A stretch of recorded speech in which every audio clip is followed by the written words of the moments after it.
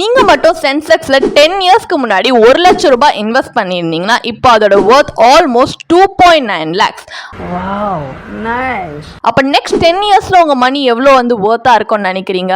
அதுவும் Indian stock market கரண்டா on ஃபயர்ல இருக்கு. அப்ப நெக்ஸ்ட் டிகேட் இன்னும் பிரைட்டரா தான் இருக்கும். And Sensex and Nifty last டிகேட்ல மட்டும் ஆனுவலி 11% க்ரோ ஆகியிருக்கு. அப்போ உங்க இன்வெஸ்ட்மெண்டோட பொட்டன்ஷியல் யோசிச்சு பாருங்க.